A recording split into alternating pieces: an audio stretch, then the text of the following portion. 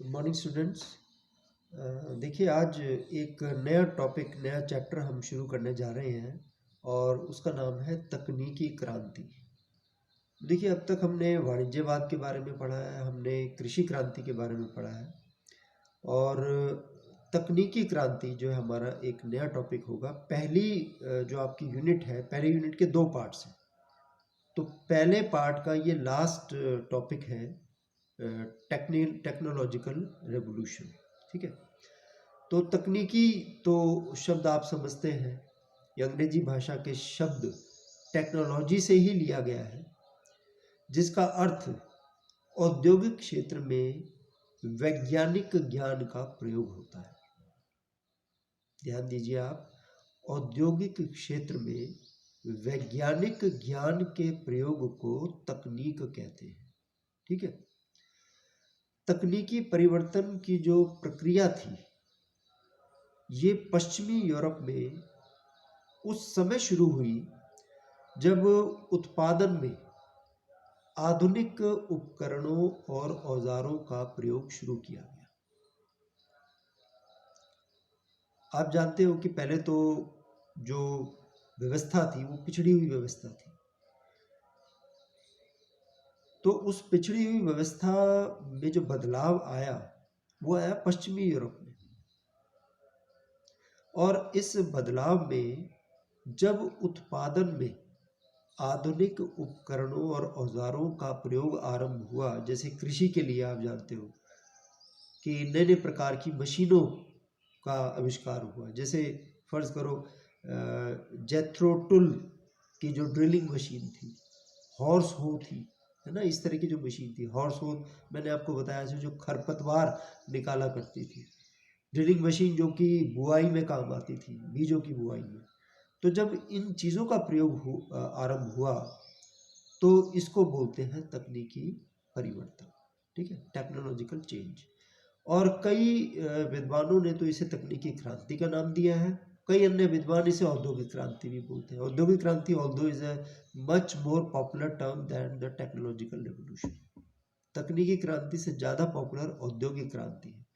अगर औद्योगिक क्रांति मैंने पहले कहा होता तो आप एकदम समझ जाते भाई क्या मैं कह रहा हूँ। तो देखिए, इस काल में, ये एक ऐसा काल था यूरोप में कि आधुनिक मशीनों और यंत्रों का आविष्कार हुआ, जिससे उत्पादन में भारी वृद्धि हुई। और जल्दी ही जो कुटीर उद्योग थे, घरेलू जो उद्योग थे, पहले शायद आपको पता हो कि जैसे कपड़ा बुनने का उद्योग और बहुत सारे उद्योग कुटीर उद्योग ही हुआ करते थे, घरों में ही उत्पादन हुआ करता था।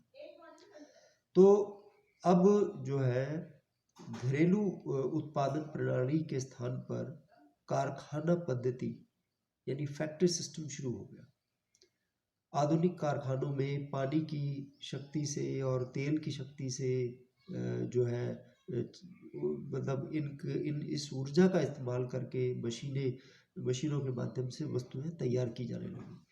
और ये जो मशीन थी, ये बहुत ही तेजी से, बहुत ही सफाई से और हाथ से बनी हुई वस्तुओं की तुलना में अधिक मजबूत जो है चीज़ें और सस्ती चीज़ें, नेचुरली जो मशीन से बनेगी वो चीज़ सस्ती होती है। तो इससे क्या हुआ कि यूरोप में वस्तुओं की मांग तेजी से बढ़ने लगी और धीरे धीरे यूरोप एक कृषि प्रधान देश की जो हुआ करता था वो धीरे धीरे औद्योगिक देश में तब्दील हो गया। और इन तकनीकी परिवर्तनों को प्रसिद्ध इतिहासकार आर्नोल्ड टॉयनबी एक प्रसिद्ध इतिहासकार थे। उन्होंने 1884 में एक पुस्तक लिखी जिसका नाम था lectures on the industrial revolution. इस पुस्तक में उन्होंने इन परिवर्तनों को औद्योगिक क्रांति का नाम दिया है। This was actually the industrial revolution in the field of industries। और ये जो तकनीकी या औद्योगिक क्रांति थी, ये सबसे पहले इसकी शुरुआत भी इंग्लैंड में ही हुई थी। आप देखिए, कृषि क्रांति की शुरुआत भी इंग्लैंड में हुई थी और औद्योगिक क्रांति की शुरुआत भी इंग्लैंड से ही हुई थी। और आप ये कह सकते हो कि जो मर्केंटाइलिज्म था, वाणिज्यवाद, ये भी इंग्लैंड से ही शुरू हुआ था। तो देखिए इसकी शुरुआत कब हुई? अब आप सोच रहे होंगे कि ये तो मैं कह रहा हूँ कि ये समय, ऐसा समय, वैसा समय, लेकिन मैं काल नहीं बता रहा हूँ कि काल के विषय में इतिहासकारों में मतभेद है। कुछ तो कहते हैं ये 1760 से 1770 के बीच में और 1830 से 1840 तक चली थी, और कुछ विद्वान इसको 1750 से लेकर 1850 के बीच तक मानते हैं। तो रफली हम ये कह सकते हैं कि 18वीं सदी के दूसरे भाग में और 19वीं सदी के तीसरे दशक तक ये जो क्रांति थी, विभिन्न जो परिवर्तन थे, ये चले थे। और विश्व के अन्य देशों में औद्योगिक क्रांति जो है 19वीं सदी के अंत में और 20वीं शताब्दी के प्रारंभ में आई। ये शुरू में तो इंग्लैंड में इसकी शुरुआत इंग्लैंड से हुई, फिर फ्रांस, जर्मनी, नीदरलैंड, बेल्जियम और तमाम जो यूरोप के देश थे वहाँ पर ये फैल गई। तो देखिए इंग्लैंड ही यूरोप का वो ऐसा देश था जहाँ पर औद्योगिक क्रांति के लिए या तकनीकी क्रांति के लिए अनुकूल परिस्थितियाँ विद्यमान थी। उसके पास कैपिटल भी थी। सबसे इम्पोर्टेंट जो एस्पेक्ट है ना, वो कैपिटल है, पूंजी का होना। तभी तो नई नई प्रकार की मशीनें अस्तित्व में आएंगी, नए नए प्रकार के औजार, ठीक है। और दूसरी बात ये थी कि वहाँ पे कोयला जो है, कोयला और आयरन यानी लोहा, ये बहुत अधिक मात्रा में उपलब्ध था। आयरन और रिजर्व्स, कोल रिजर्व्स बहुत ज़्यादा थे। तो कोयले को ईंधन के रूप में प्रयोग किया गया और आयरन से आप जानते हो कि मशीनों का निर्माण किया गया। तो अब प्रश्न ये है कि तकनीकी क्रांति के कारण क्या थे? What were the causes of the technological revolution, और you can say the industrial revolution. तो पहला जो हम कारण मान सकते हैं वो है जनसंख्या में वृद्धि।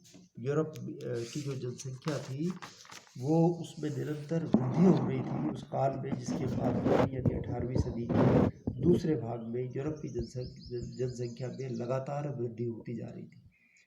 अब इस वृद्धि के कारण वस्तुओं की आपूर्ति नहीं हो सकी, तो यानी वस्तुओं की डिमांड बढ़ गई।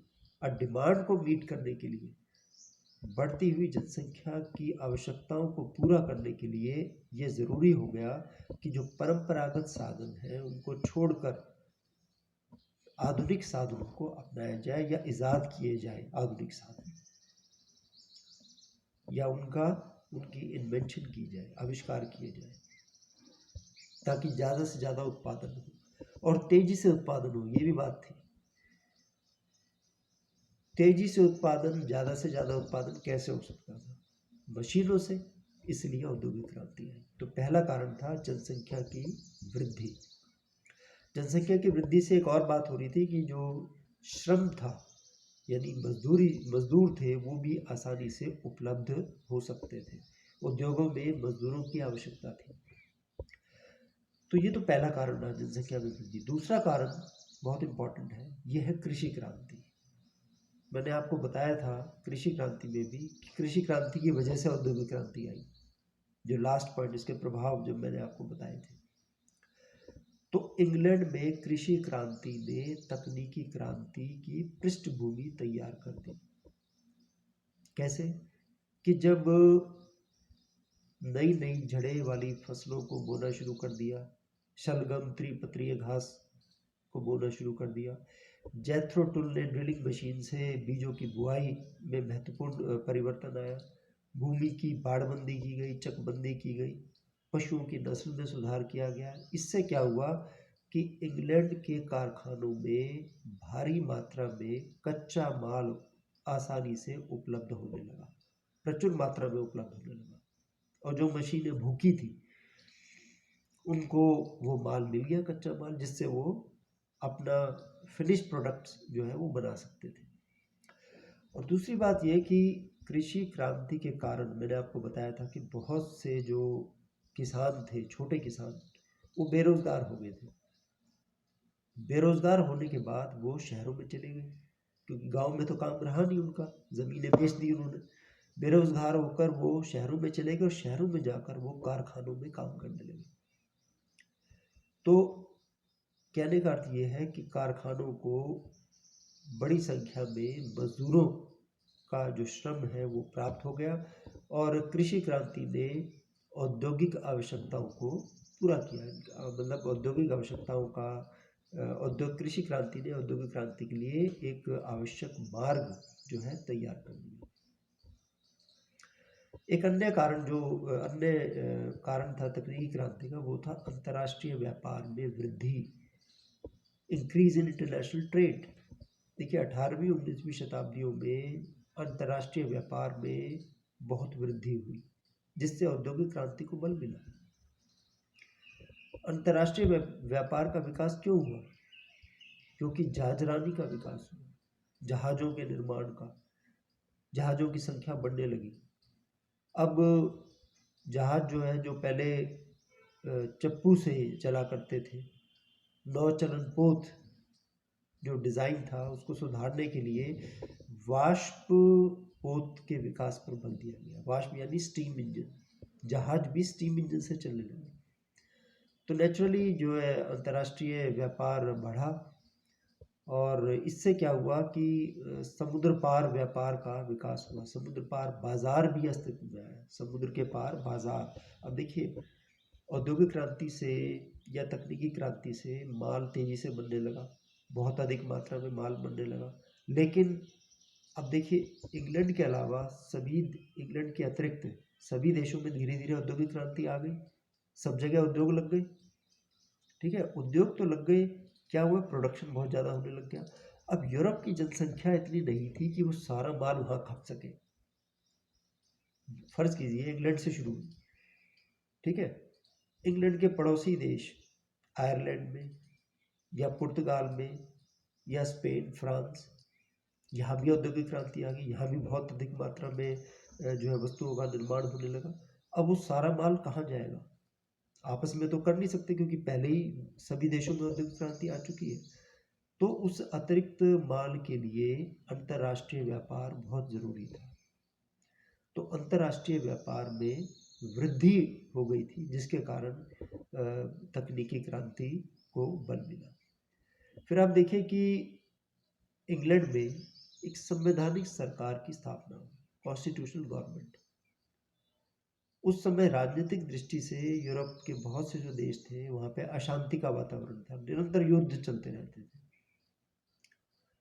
और निश्चित रूप से ये जो युद्ध है, चाहे वो गृह युद्ध है, चाहे वो बाहरी युद्ध है, ये जो है किसी भी क्रांति लाने के लिए संभव नहीं है।